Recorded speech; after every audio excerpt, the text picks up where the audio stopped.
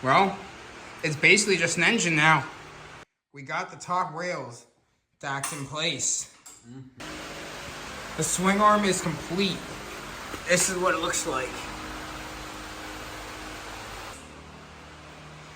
Boy, I'm excited about how this thing's coming out.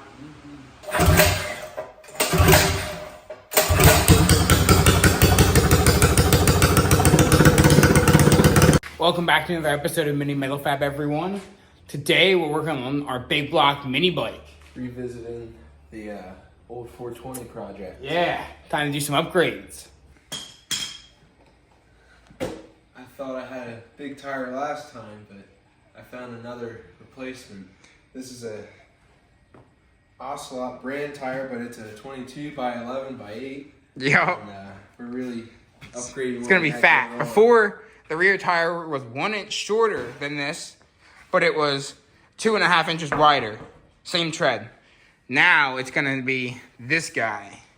This thing's freaking huge, and it's gonna be this tread on the front then. All right, we're about to take it outside so we can start cutting it. We got it all disassembled, so now we can get it how we want it.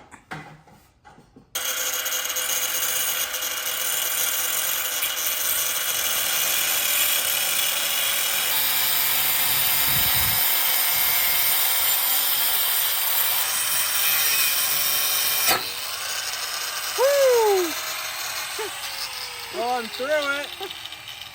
And it was under just a little bit of tension. I'll say. I still got my cutoff wheel. And your fingers. And my fuel line, so we're all good. All right, now we got the top cut. We're gonna go for the bottom ones. Straight through here on both sides, and we gotta cut right through this one here to relieve the whole rear end. We got the frame cut. So now, we gotta clamp down. The first thing we're gonna do is take the front end off and get a new front wheel on and axle and front brakes. So we're gonna loosen up this here and this guy on both sides and drop this whole front end out. We got new forks to go in with spacers already in them so they're stiffer. And we are gonna be changing the fluid eventually, but for now we're just gonna put them in like this.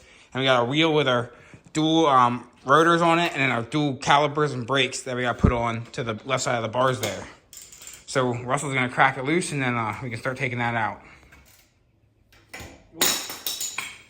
There goes that.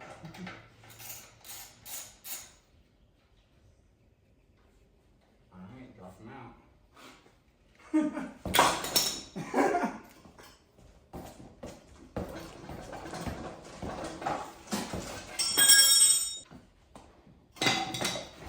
There it goes. Front wheel had some weight behind it. All right, let me get the new ones in. No, I can't. Russell's a permanent frame hit stand until we get the new front end together. If I stand up top, I can help.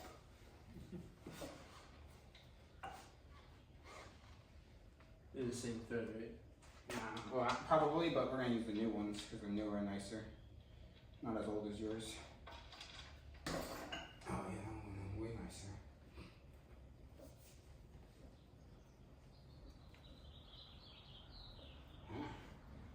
Is yours bent? Probably. Yeah. Alright, we got it though. Probably from an accident, one of the crashes you had, you know? The many times you dumped this bike.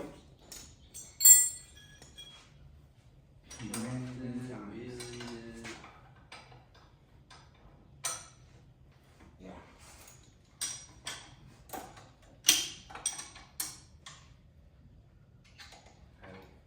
Crashed on days where I didn't ride it. All kinds of stuff. Yeah. It's been through the ringer. Tight. This also used to be a 212. Yeah, back in the day. That's what started as. Now it's a big block mini bike. It used to be a Baja Warrior, but it is no longer a Baja Warrior. Now it is a series of tubing welded together. Yeah. It's certainly not a mini bike either. So here's one for you, one for me.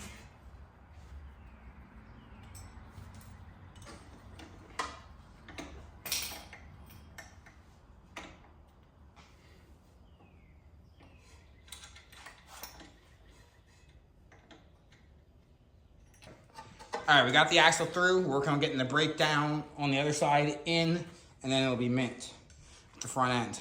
This is part of the bread and butter of this build here. That is a 40 series torque converter that we're putting on our big block 420 cc engine here. So we're gonna install this. That way we know exactly where we can build the frame so it won't be in the way of the torque converter and the chains and everything like that. So that way we don't run into the issue of the torque converter not bolting up later. So we're gonna install that now before we start designing the rear of this frame. We're installing the rear end. You wanna install a washer, then your sprocket, and then 2 more washers, and then your pulley goes on. And then you install 1 more washer on the end here. And then your nut.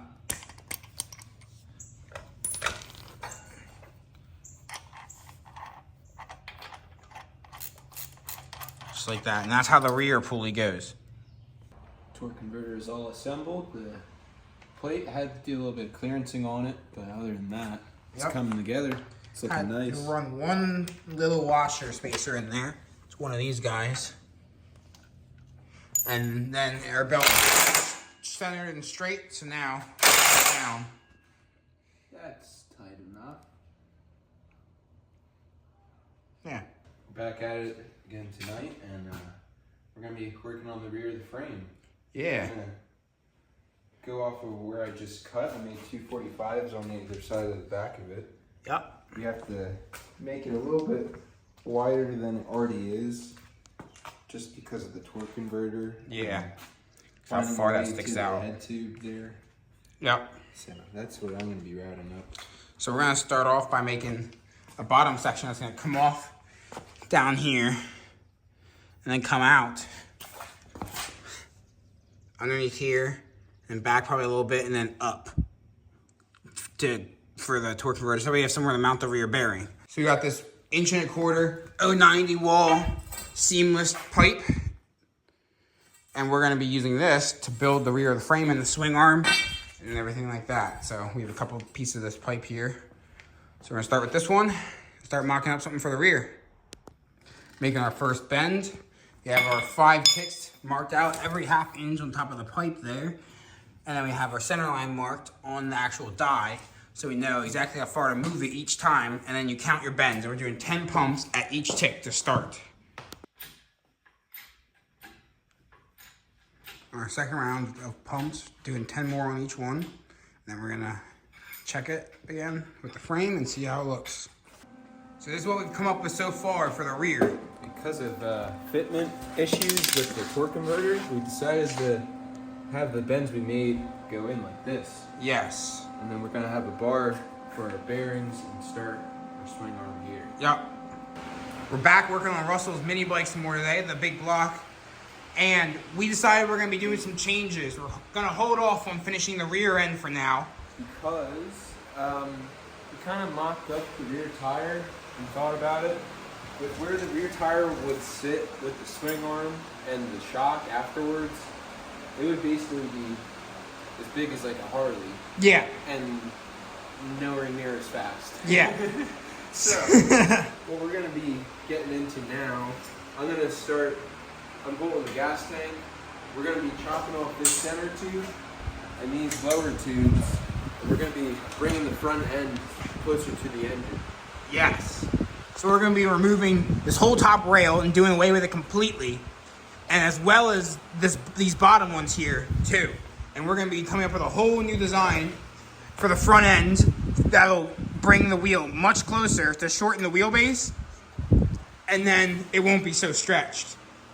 So we're gonna be cutting it with the Sawzall right in front of the engine plate on both sides here, and cutting the top tube off right here, and then these tubes right here as well, and grinding our head tube down nice and smooth again, so we have a good starting point for where we're gonna start for mocking up our new frame. Well, it's basically just an engine now. Not much left to it. So next up, I'm gonna build a hoop that will come out and then go around like this for the front there, and that's what we're going to be doing first. The forks are fully ground down. All we have left on them is our head tube here. So now we'll be able to mock this up to our new piping once we get that set up in the center of the frame. We got our first hoop bent and cut. We got our center line in the middle of our pipe, and we just tacked it on nice and even on both sides, our bent piece. That's the center of the frame, so when we tack in our upright piece that we're going to be building next, we have to make sure it's perfectly centered with that line, so that way we know it's in the middle of the frame. Because then when we put this center tube in the center of that pipe, our wheel will be perfectly centered in the frame as well.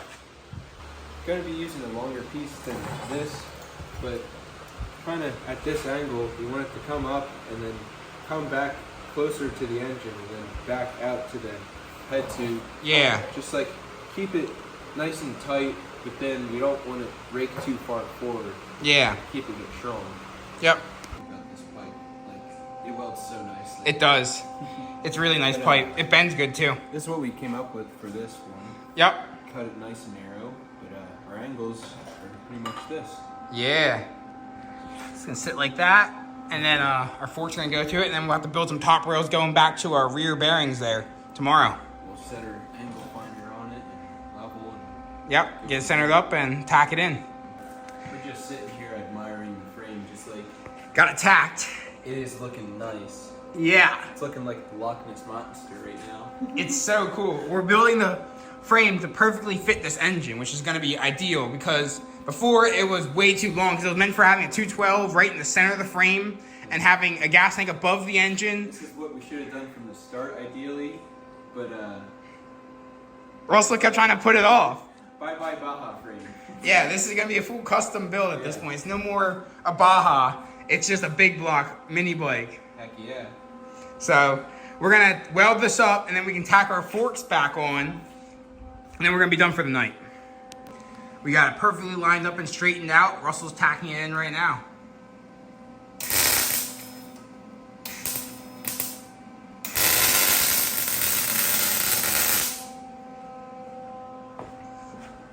This is what it looks like.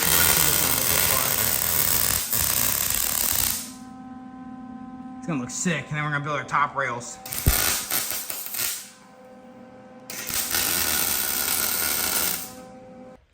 Russell's getting set up to weld his main sprocket together to the 1-inch hub. While he does that, I'm mocking up our top tube, the first one. I'm going to put an initial bend in it in the beginning here, so that way when it comes off the head tube, it'll slope down like this a little bit, because if we don't, it's gonna be too high over the engine and it won't look quite right. We got them both bent evenly. So now we gotta figure out exactly where we're gonna add in our downward bends. So that, because currently it comes down and out, and then down here back, and then straight. So now we gotta figure out where we wanna bend it down to meet the bearings. He's struggling because of the weight. But it's gonna be something like that, and then we gotta figure out where we're gonna curve it downwards to meet there. So we have all of the head tube bends done, and now we're working on the tail. Yep. It's just a little bit too far out right now to the tail end, so we're trying to sweep it in onto the top of the bearing.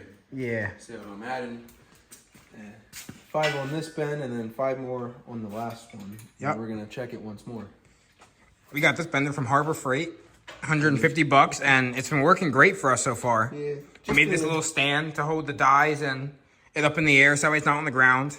We're not bending over. A little bit of a learning curve, so you don't do all of your bend at once ever. You take small bites out of each piece. Yeah, you do like 5 pumps and then you move. You want to mark like every 1-inch sections or like every half-inch increments, and you move like 5 pumps on one, and then you move half an inch and do 5 more and 5 more and so on until you get the bend you desire. All right. So the first pipe is all cut and bent to length. It fits up nicely. Now we're working on matching the other side. This one's bent. Now we gotta go cut it. So that will be perfect. Put it on the ground real quick, see how they look.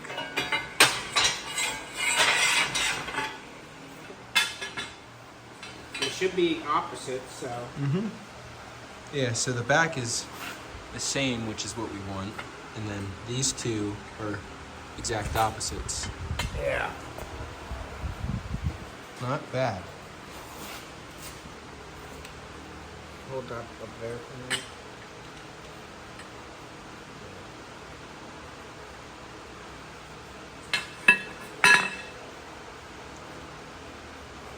We have to cut that one. So I'm gonna And we gotta cut measure there. an inch off of that. Yep, and I have to cut an inch back off of this. We got the top rails stacked in place. It looks good. We're liking it. Now we're just kind of pinching up these well tighter to the bearings. Yep. And then we'll fully weld in the top. Get those to be the same. It looks really good. Yeah. Now that the top rails are all in and welded on for the most part, we're going to be mounting up our gas tank. Yeah, it fits in here pretty perfectly. This is the old tube it was mounted to, so we're going to be chopping off the mounts, making a cross member for the rear, and welding in the front section of the tube to the front, and then finding a new place for a catch can, because it will not be able to fit where it was. We got the gas tank fully mounted up and on. We got a front plate going across right there for the front mount, and then the rear one right here is welded in with a T-bar. And we've also got the frame fully welded under the sides and everything. So next up, we're going to be working on gusseting the frame and relocating the key. We're going to take it out of this box here and move it up to right in here and make a little switch plate for it. So that way it'll you can just reach down and turn it on and off and start your engine right there. And then we can put the catch can right where that box is, so we have somewhere nice to mount the catch cans out of the way. So we made a top plate here for the key. It's gonna go right in there.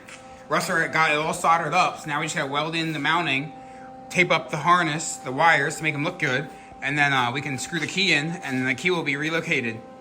So he's gonna give it a tack and weld it up.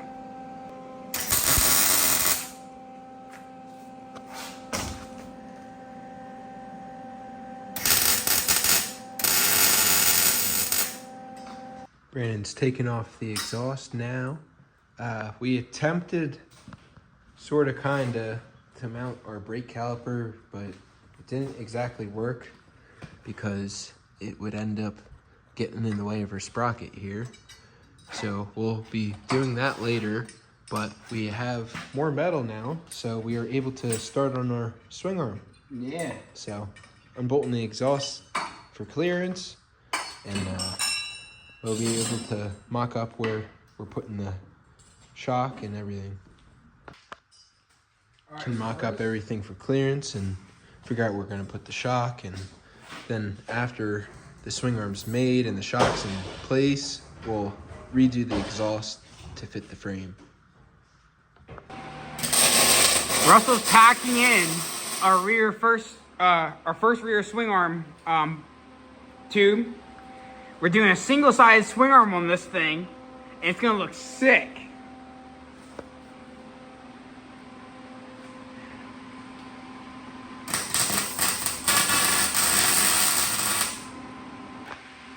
So we're gonna be running both bearings on one side here.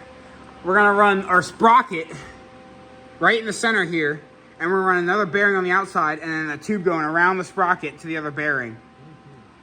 And then we're gonna reinforce this guy going from this bearing down to the tube here, and our shock will mount right in the center here and go up to our frame up here. Yeah, single-sided. Yup. So we decided on a single-sided swing arm. Yeah. And we're kind of really liking the way it's looking right now. It wraps in from the hub. It got a little split in here for our sprocket to fit in, and that will line up with that sprocket there. And it wraps around the tire, goes up to one bearing, and then splits into a second bearing. And our shock's gonna mount right in here and come up to a mount somewhere in here for it. Yeah. And we gotta reinforce it as well still, but this is the basic design of it. And it's pretty sick. Single side to this side is completely open. We're gonna be cutting the axle just past here, just enough to fit a locking collar on here to make sure it can't come out. And then other than that, that's all it's gonna be there. Gonna end up switching axles just to make life easier. Yeah, we don't need such a long one on the back, so we'll see. But this one's gonna get cut down either way. And yeah, it's come out really good. It looks so mean with that fat tire on the back there. It looks crazy just seeing one side of a swing arm on a mini bike. Yeah, it looks like a big gap right now, but there's still stuff that's gotta go in there. So the exhaust as well. We gotta find a spot for that to fit. Yep, brake caliper. But it's coming together. Looking really good so far. We're gonna be mounting our brake caliper on the inside in here once we get a bigger rotor. I'm gonna pull the rotor off of that guy and we're gonna use it on this because that is getting a bigger rotor than that. So that will allow us to mount the caliper on the inside, and then we'll have rear brakes, and we got a battery box mounted right down in there behind the engine, tucked away out of the way. So that way we can use electric start and hook up our headlights and taillights. We also got the catch cam mounted up as well. That guy's mounted up there, in front of the engine. Catch all the blow by from bouncing off limiter and, you know, the fun stuff we do. Wheelies. You get blow by when you do wheelies and if you rev it really high a lot. So it's important to have a catch can. Yeah. Got some shock tabs made up and we're ready to weld them in. Yeah. They look pretty nice and they'll be plenty strong. So we have to readjust it a little bit tomorrow, but we just kind of need to have a back wheel on it. What we want to do is move the bottom in some so we can move down the swing arm, because right now it kind of sits kind of flat with the shock fully extended. But right now, this is what we got going on. It has full suspension. That looks sick. Do you see our vision? Thing's gonna be killer. We made a bunch more progress on the big block mini bike. We added some more reinforcement bars to our swing arm here.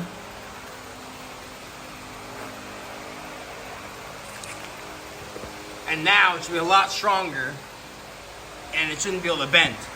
Because this is triangulating every point from the top bearing to back bearing and everything in between. It's all going to this center point here. And this is literally 4 tubes stacked on each other.